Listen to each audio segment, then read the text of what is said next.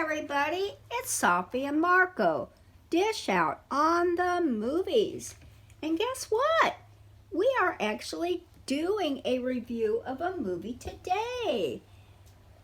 Whereas we've been doing reviews of TV series like Chucky and American Horror Story, we're doing a review of About a Boy, which came out in 2002. Now, this is going to start our series on movies about single-parent fathers. And if Marco wants to talk about why we're doing that, that would be a welcome thing. Tea time! Crumpets! Crumpets! I think he's thinking about... Cornish pasties! Okay. You recognize those lines? The Yorkshire Ripper? Did you guys hear about Jimmy Savile?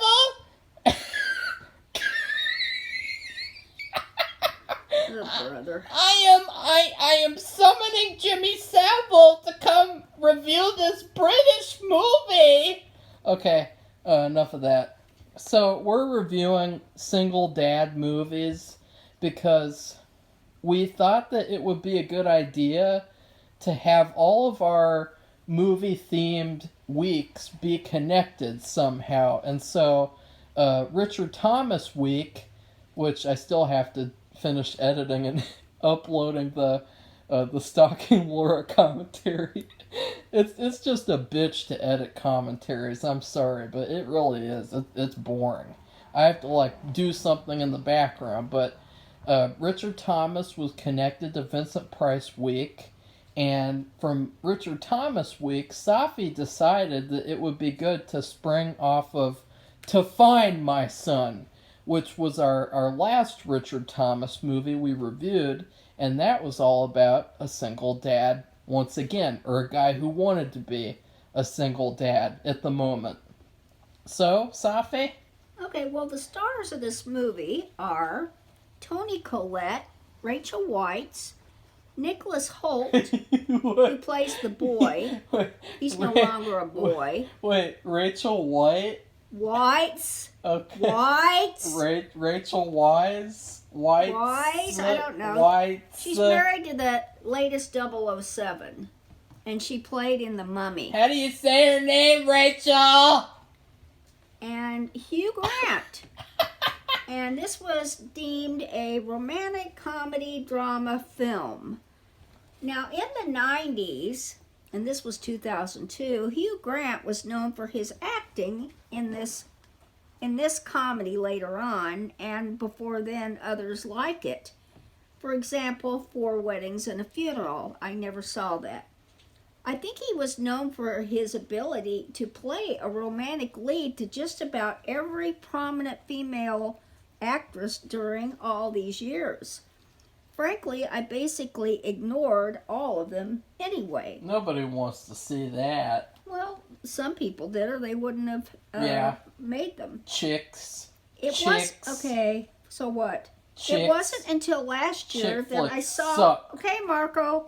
It wasn't until last year that Marco and I saw The Gentleman. Yeah. A Guy Ritchie British gangster drama, dark comedy, where Grant played a huge dramatic part.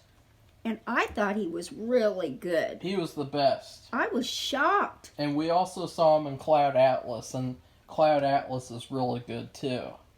So I was just shocked to see him play in drama, which was like a substantial part, not some light thing where he was playing off a female. And I was so shocked, but I really was just really impressed and in fact, by his acting. In the Gentleman, the whole movie, he's playing off of males. Right. He plays off of the villain. He plays off of the bearded guy, and then he plays off of the movie guy at the end. Okay, but today our next concentration is on the subject, like Marco and I have already said, single fatherhood. And I've already talked about what? Well, unfortunately, in this movie, I wouldn't really consider it a single father movie at all because it's really about single mothers. And Yeah. spoiler alert. And but I thought before watching the movie that he would become the single father to the young boy, because at one point the mom tries to commit suicide, and so I thought that the plot would be that he adopts him and becomes a single father, but it Yeah. didn't. So that Yeah. was confusing because it was considered a single father movie according to Google. Okay. Fucking Google. So the main stars in the movie, the main focus is on Hugh Grant, and then Toni Collette as Nicholas Holt's depressed, eclectic mother. And then Rachel Weisz, she comes in mostly in the latter part of the movie. Yeah. And that what it was um, he was not Holt, but what's his name? Was about a rich man. Hugh Grant played a rich man. He'd always been rich. He was born rich because his dad wrote this very popular song they entitled Santa's Super Sleigh, and they sang it. It was just this made up song, and they sang it during the whole movie. It kind of makes me wonder about the birthday song and Rudolph the Red-Nosed Reindeer and all these other ones. But anyway, that's just BS beside the point. Well, this made him and his whole family, I guess, rich forever. Well, in the movies, Hugh couldn't get a girl to stay with him for long because he was just he had never done anything. He didn't have a job. Safi, he didn't want them to stay with them for long. Well, yeah, and he didn't want to, but they showed an array of women telling him it's getting pissed off because he's breaking it off. Yeah, that's right. So it's not them running away from him. Well, it's him. What happened was he found out by accident that single mothers they have more experience and they don't really want a long-term relationship. No, they do. Well, they're a lot easier because they want men to come and babysit their kids for them while they go out to bars and shit. I don't know about that, but anyway, yeah. So he thinks, oh wow, this is good. And so he decides to pretend that he's a single father. And this is when it kind of reverses, because when these women eventually find out that he was a liar, they didn't want anything to do with him, so they were dumping him. And even Rachel Weisz, or whatever, a single mom, or for real, herself, I think she called him something like empty or something like that, because he just didn't have any. I mean, he didn't. I mean, just think about it. All your life, you have nothing. You don't work for anything. Nothing you get. You get everything handed to you. And he wasn't I don't think he was a bad person. He wasn't mean or hateful. That was good, because usually in these shitty romance movies, they'd have it be like, oh, the main character is a very evil, selfish person, and he doesn't want to commit, and there's it's because they're all written by women, and so they're judging these male characters from their experiences that they created, whereas this story was written by men, and so the main character, he's not mean. He's not a womanizer. He doesn't say disrespectful or degrading. He doesn't degrade or disrespect any of them in public. And he's very honest, like when he admits that he shouldn't be that girl's godfather, because when she turns 18, he's going to try and screw her. And of course, this is British, so he says funny. Shag. He shag her, and the parents just about... I think this was his sister or something. That was his ex-girlfriend. Oh, okay. I wasn't sure who that was. Well, anyway, they about passed out when he said that about their child. I applaud them for writing lines like that. Well, anyway, so while he does this little pretend thing that he's a single parent, he makes up the story about Ned. going out, and but his son couldn't make it because his mother took him for the day or something. He meets this boy, and the boy's mother is a friend of this other lady, and he's gonna come with him, and this boy, he's a middle school boy, and he is bullied, and he wears weird clothes, but it's not that. I don't think they're that weird. And he acts like a weirdo, you know. Well, he sings spontaneously in class. That is really weird. He's just like his own person. He marches to the beat of a different drummer. And in middle school, like I said yesterday when we were talking about middle school, you don't do that and even when Hugh Grant found out that about him being bullied, because one time the kid came to his house or apartment, whatever it was, and these boys followed him. They were throwing things at him, and they were throwing things at Hugh Grant, and he chased him out. Candy. And he yelled at them, and he was like, what in the heck's going on? Well, he figured out what was going on. And so they became good friends, and that's how the relationship blossomed. And I won't say anything else, but go ahead, Marco. Well, I mean, I'll tell about what I feel like. If you did say something else, you'd be basically talking for like fucking 50 minutes trying to explain the whole movie, like all the different directions that it takes. It went multiple just like directions. Constantly changing its mind about what it is going to be about. And that was the unfortunate part, was that I thought that this would be like a great movie, like a really underrated gem, but it ended up being more of a mixed bag for me because of how bad it was in terms of the structure, the fact that every single second it turned into a different movie. Like they had these weird supernatural moments where both the main male characters saw the ghosts of their parent, and so the young boy, Marcus, I'm not going to call him Marcus because it's too close to Marco, and I don't want to be associated with that little weirdo. I liked him. He is fine, but still, he is weird. I mean, he is weird. And they made him weird on purpose to make him more of a standout character. Yeah. Bullyable. And they did the same thing to his mom. You know, they had her dressed like a Yeti, as he says in the movie. Like she's wearing this ugly ass hippie outfit the whole movie. And well, she makes her clothes. She probably thrifts clothes. They don't have much money.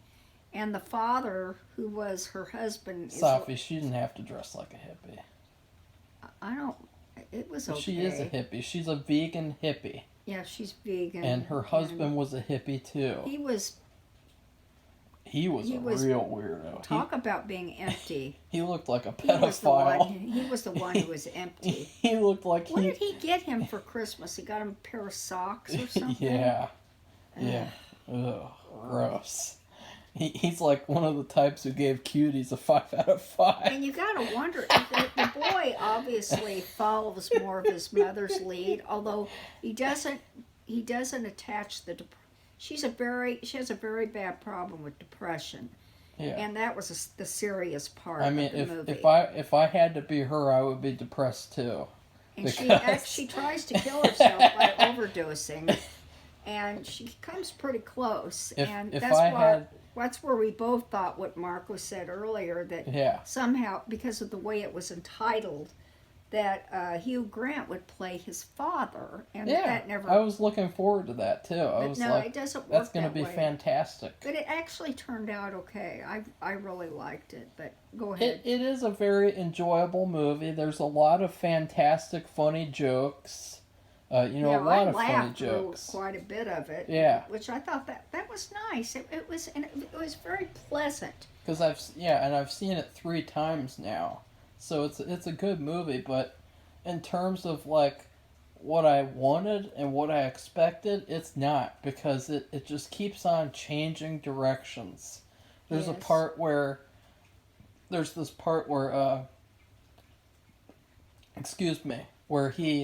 where it turns into this cliche story where he's lying And he's like, I have a son. And he doesn't. And then there's another time where he does it again.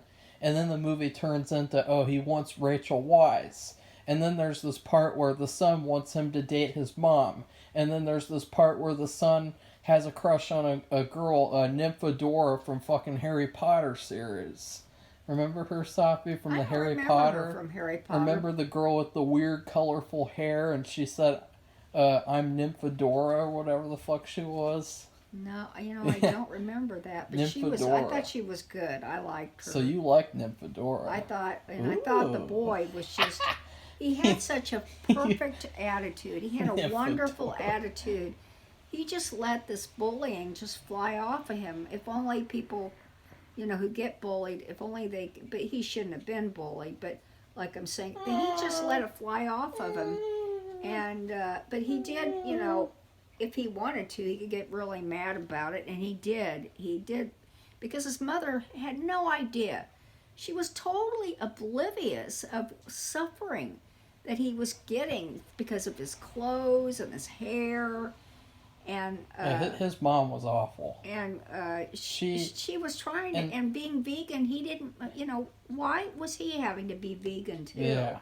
Because he was just doing it to please her. And he even suggested, you think it would be okay if we go to McDonald's sometime or something like that? That's probably not exactly it. But anyway, he brought it up. And she was like, you let me go to McDonald's. You won't let me go to McDonald's. But he was he was a good actor. Yeah. Well, the best part of the movie is the chemistry between him and Hugh Grant. Yeah, they're perfect together. They are perfect, and they made the movie. They sure did. If they weren't in the movie, it would be a 0 out of 10, negative review. This movie sucks. F this movie. It's another crappy British film. No, I really enjoyed it. It was confusing, like Marco said. It went down. It was like a roller coaster. It would go up. You go up, up, up, up. You go down. You go to this one thing, and there would be a block, and then you have to veer suddenly to the left or the right, and then you go down and you get into another blocked pathway, and then you go veer this way, and you go veer up, and you go veer down, and it was almost. I could almost get a stomach ache just thinking about it because they just. It was, I don't know if it's just all the topics were so good that he was so, because they had such good chemistry, he probably thought, well, I can just do about anything with this because they were just so good together. Well, no, Safi, this was based on a book. It's all the book's fault. Whoever the writer, Nick Hornby, whatever the fuck his name is. They got an Emmy for their screenplay for that year. An Oscar, Safi. Oscar. I apologize. And so I don't know. I would not give them the Oscar for best screenplay because let's be honest, it was like 1,000 different screenplays compiled into one. Yeah, it's just like he couldn't make up his mind which way he wanted to go with the story. Yeah, that was the sad part because it never really felt like a whole movie. It just felt like a series of movies, and the good thing is that the main two guys are holding it together and preventing it from being a disaster. Because they were both good actors, and Hugh Grant did an excellent job, I thought, because he came to this realization about himself that he was, quote, empty. And he felt like, well, this boy really needs me. Well, he's empty in the standards of women. He's not empty in the standards of himself. Other things. But, in the end, they have, it's just a Christmas party get-together with all kinds of assorted people. And the mother, and even a couple of single mothers that he had problems with. But it was such a good, everybody was just having such a good time. It's just a collection of different people coming together as friends in good times. And the boy was there, and a bully boy who bullied him at school, who was actually Rachel Weisz's son. And he really was... He was mean and said terrible things to him. And he still just let it fly off of him. That's what I really liked. And it was he very just over had, the top, though. It yeah, I wasn't know. realistic, you know. He just had such a good attitude. He was such a good actor, and apparently he is today. He Yeah, continues to as Safi, an you adult. saw him in X-Men First Class and Days Oh, of I don't Future re- Past, I don't remember where he those. played the blue guy, Beast. You know, he played that professor, I'll the have to look. geeky, the nerdy professor who turns into the Beast. Remember that, Safi? No, I'll have to look him up because because he's a kid, and for boys especially, it seems like they just when they get to be grown-ups, they look so much different than they did when they were kids. Well, he doesn't look different at all. Really? He literally looks the exact same, except like taller and has glasses now. Well, I'll have So- to. I still want to look him up, but anyway. The worst part of the movie was when they had to have the cliche sad period where all the main characters are mad at Hugh Grant. And so there's like a sad period where everything's sad and everyone's sad and wah wah wah. And then he redeems himself and it's a happy ending. And it's like cringeworthy. You know, can we stop having movies where we have to have a little sad period where everyone's mad? Yeah, but to me, that's like any other, like a Hallmark movie. Yeah, it's cliche. It's like that in every single let's one. stop. Let's stop that, Safi. Stop it. Well, Don't do it. Erase it. Backspace, Safi. Cross it out with a pen. Okay, I don't care. Rip it out. I like the movie. I was surprised that I would like the movie. Yeah. I did not think I would like the movie because, like I said, It started off cliche, too. It started off like a typical romantic crap comedy. And I basically, like I said, all throughout those years, of course, I had kids growing up. I was busy with them. I didn't watch a lot of TV. And I watched very specific things, and we didn't go to the movies that much, except for kids' movies, and I ignored them all. But this one I really enjoyed. I'm still not going to go back and watch all those other ones that I like, 4 Weddings and a Funeral. But you could go back and watch this one. And Julia Roberts. Ugh, gross. Nobody wanted to see that. Well, I like that one with her and... I don't like chick flicks. Whatever, Marco. I like flicks that are made for everyone. Like this movie. This is a movie that's very made heartwarming for everyone. And you had some serious issues in it. Very serious. Very serious issues, and they weren't so heavy into them, though. They didn't drag down the movie with them, and that was important, that was another too. good thing. You had bullying, which was usually, horrible bullying. Whenever there's bad things happening, they always have to drag down the entire mood of the movie. Like they've tied an anchor to the movie. It pulls it down into the water. They're just sucking the fun out of your movie-going experience. Yeah, and there also was the thing with the suicide. That isn't anything to laugh at, and she had very bad depression.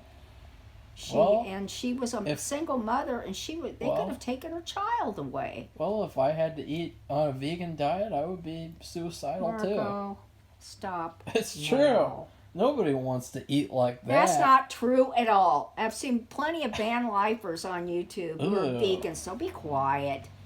If they choose to do that, they choose to do it. What is it to you anyway? I would rather have a breakfast special, mate. I'd rather have a Scotch egg and a Cornish pasty with beef in it and a meat pie, mate. So that's really about it. The movie was very, but just the criticism. The biggest criticism is the disjointedness. It's divergent pathways that it managed to take.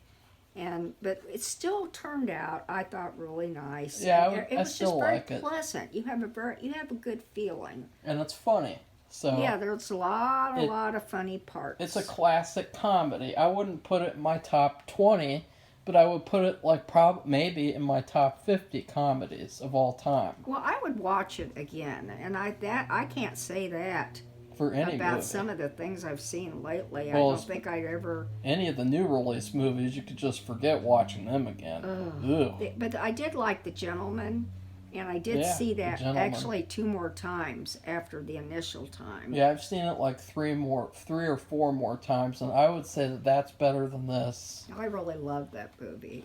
That was a lot of fun, and it was Fantastic. It was fun. It was just fun and different. It was like Pulp Fiction, but good. And it's so funny because Guy Ritchie, he used to be Madonna's husband, and he did a movie, I think it was that Eva Peron movie where she was in it, and it just didn't turn out very well. But he's gotten so much better. He also did the Sherlock Holmes movies with Robert Downey Jr. Oh, I thought those were good. He's an okay director. Oh, well, but he's improved a lot. I mean, a lot. He's a little underrated, but a little overrated at the same time. They gave him the fucking Aladdin live-action remake, and that was trash. And I don't know. I didn't watch it. Oh, I didn't either, but, it's like, why would you give that movie to him? Like, that's not something that fits him. No, not at all. What he did, the Gentleman thing, that was like, I would say that was really his style. Yeah. Where he excelled. But anyway, we're getting away. So anyway, my review of it, or my rating, or whatever. Remember now, this is a movie, and for movies and whole series, or whole seasons, I believe. Seasons. We're giving food reviews. Remember, we are dishing it out on the movies. Well, we are literally dishing it out with food reviews. So I make chicken salad, and it never turns out the same. Every time I make it, it's different. And it drives me crazy. And in fact, sometimes it's not been so great, so I've been making tuna. I never ate tuna before. I still don't really care for it quite much, and I want to go back to chicken, but it's she always screws it up. Somehow. I don't know, but it's just never. So that's the way this movie was. You go down a path, it'd be closed. You go down another path, it'd be closed. You go down another path. I mean, when I say pathway, I'm talking about a storyline, and they would just keep like changing the storyline, and they might go back to the original one. Then they might change again, and it just went. And I'm not kidding. The whole movie it did this, and finally, it's almost like they came to the end of the roller coaster ride, and they ended up with that scene with all the actors, and they're having a nice Christmas party. It was so nice. Did they get their present from Father Christmas? Well, his father wasn't there, was he? Or was that before at their place? But I mean, he wasn't at this place. Wasn't this Hugh's place? Because it seems like he'd be the only person who would have the room to have all those people. Right, yeah. He had a very spacious, I don't even think flat, whatever they call it. I don't know, because they were both Christmas parties, so... Right. I don't know. Well, whatever. So that's what I gave it. So what about you, Marco? How did you rate it? Well... I would rate this okay. Marco, don't do that. Why don't you do a British accent, Safi? Remember when Mrs. Dunn, she wanted me to do it because we did this play Alice in Wonderland in fourth grade, and I really wanted to be the Mad Hatter, but there was this other prick named Robbie, and he had to be the Mad Hatter because he was a spoiled little brat. And he had his mom call her and, like, bribe her to do it. Well, she was a teacher, too. Yeah. So. A shit teacher. And nobody said anything good about her. And so she gave it to him, and I confronted her about it in the middle of drama class while she's announcing the parts. And I was like, what the fuck is up with this shit? And he didn't talk like that at all. I should have. Because then you would have been hauled off to the principal's office. And so, probably suspended. Who knows what? I hated that school. Well, she was like, well, Marco, you can't do a British accent. So that's why he didn't get the part. And then it's funny because Robbie's British accent was trash. And it wasn't even a British accent at all. He didn't even do an accent. Remember that, Safi? I don't remember any British accent anywhere. You do a British accent, Safi. You do one. Why? Come on, mate! No, let's not say we did. You want to be like Peter Sutcliffe, the Yorkshire Ripper? Come on, Marco. Okay. The Yorkshire Ripper? Come on, Marco. This movie's very comparable to going into a mall, or a giant supermarket, and they have all these free samples of food all over the place, and you can go up to one. It's like a grapey juice. It's a grape juice, and it tastes very grapey. And you can have a little grape juice sample, and then you walk over. You take a little walk over to the meat section, and you get a little meat, and you have some steak sample. And that's what this movie's like. It's like a series of samples from the store. That's legitimately what it's like. I couldn't think of a single food item to rate this movie because it was so disjointed. But it is like being like in a comfy store that's like very warm, and it's got all these bright Christmas lights, and it's a very fun shopping experience. But is it one dish? No. It's like a bunch of samples at the store. That's my rating. What do you think of that, Safi? Sounds good to me. Reply in your British accent, mate. So what movie are we going to watch next in the series? We're gonna watch Interstellar, mate. Directed by the very talented Christopher Nolan. Really?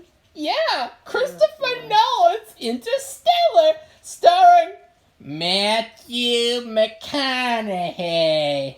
Is that the one with that girl, All right. Who's the girl in it? I don't know. The girl, The one with the woman with the dark brown hair, and was in those where she's an undercover cop playing in a fashion show.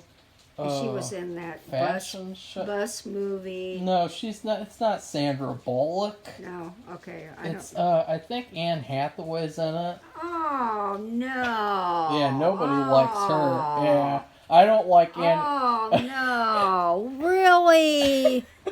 I don't like her at all. Oh, She did this thing years ago. Yeah. She pretend. She's from Ohio. Really? That's where we are. Well, She's from Ohio. And she, I don't know, not. they could never, when she grew up, they never watched any TV. They weren't allowed to. And I don't know if they had to, like, they were like hippies and they went all over the place, or just she couldn't watch TV. Anyway, she pretended like she was gay and she liked Ellen.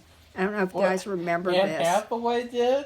Is this the Anne brunette or Hathaway? the blonde woman? Anne Hathaway. Oh, this is the brunette. Oh, I like her. No, She's okay. I don't like her. I think she's trash. She's the one who played Catwoman in the Batman movie? Yeah. Okay, no, I'm sorry. Oh, Who am Sophie! Well, who am I thinking of? I don't I'm thinking know. of that blonde woman. Who cares about that bitch? She's on, she's not gay at all.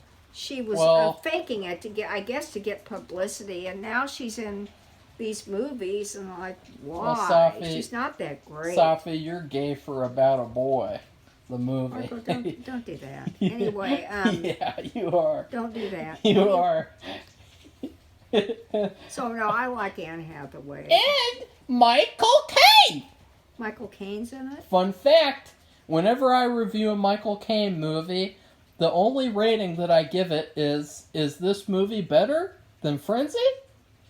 If it is, then applause, but most of the time it's not, which leads me to ask, why didn't he be in Frenzy? The greatest Alfred Hitchcock movie of all time. Okay. So, anyway, so if you like this video, please, and you're already a subscriber or you are visiting, please like our video. And if you would like to subscribe, we love to have new subscribers. We welcome them with open arms. Especially if you're from Britain. And we're part British, too. I'm British? British, part French, part Scotch. Did you like the movie Filipino, Barry Lyndon? part Spanish. Did you like the movie Christmas Carol? And German. We're very German too. Anyway, we have a lot of different, and then Marco has a lot of Swedish and German too. So anyway, But no, I am not a Nazi. you can be German and not be a Nazi. I don't know what you're talking about. That's like saying if you're American, you're an insurrectionist, which is not true either. So please stop it.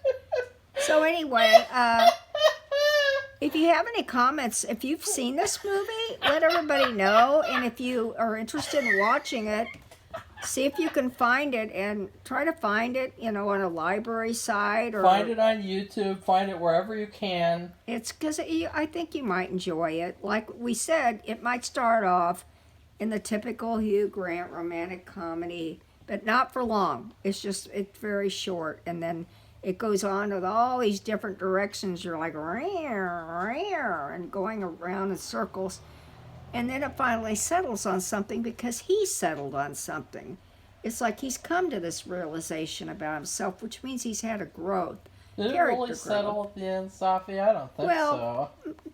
Well, at least that he was helping this boy more and like being more of an adult with him and he's more of a parent for him than either of his actual parents. Yes, he is, and I think that's a good thing. So he did turn into kind of like a single parent in a way, without him living with him and paying for everything. But he was getting him things, and because he wanted to, and he could, because he was rich. Like we said, he had unlimited money. And it looked like he was going to have unlimited money for his entire life because everybody loved this Christmas song. And it was constant royalties because every time somebody played it, they played it on the radio. Or they played it on, like in canned music in a store. Anytime, they'd probably get royalties from that. So, anyway, bye everybody.